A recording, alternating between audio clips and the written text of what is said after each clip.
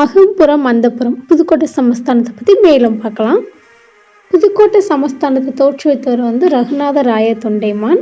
மகாராஜாவை பொறுப்பேற்றவர் ராமச்சந்திர தொண்டைமான் 1844. அவர் 2 திருமணம் செஞ்சுக்கிட்டாரு. பிறந்தது ஒரு பையன் 3 பொண்ணுங்க. அந்த ஒரு பையனும் சின்ன வயசுல இறந்துட்டாரு. அவரோட பேர் சிவராம ரகுநாத தொண்டைமான். இப்போ அடுத்து என்ன, அரியணைக்கு ஏற வாரிசு வேணாமா? ராமச்சந்திரருக்கு ரொம்ப கவலை ஆயிடுச்சு. சரி, மகன் இல்லைன்னா என்ன, அதான் 3 பொண்ணுங்க இருக்காங்க, ஏதாவது ஒரு மகள் வழி பேரனை நம்ம அரியணை ஏற்றலான்னு அவர் முடிவெடுத்தார். இந்த முடிவுப்படி மார்த்தாண்ட பைரவ தொண்டைமான தனது வாரிசை அவர் தத்தெடுத்து கொண்டார் 1877.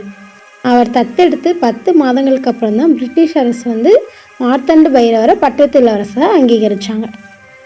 தாத்தா ராமச்சந்திரனோட மறைவுக்கு பிறகு மார்த்தாண்ட பைரவர் தன்னோட 18வது வயசில் முழு அதிகாரத்தோடு ஆட்சி செய்ய ஆரம்பித்தார் 1894 நவம்பர் மாதம். இப்படியே நம்ம புதுக்கோட்டையிலேருந்து ஆஸ்திரேலியா போகிறோம். அதே வருஷத்தில் மோலி ஃபின்க் அப்படின்னு மெல்போர்னில் ஒரு பொண்ணு பிறக்கிறாங்க. இந்த மோலி ஃபின்க் யார்? இந்த கதையில் இவங்க எதுக்கு வராங்க?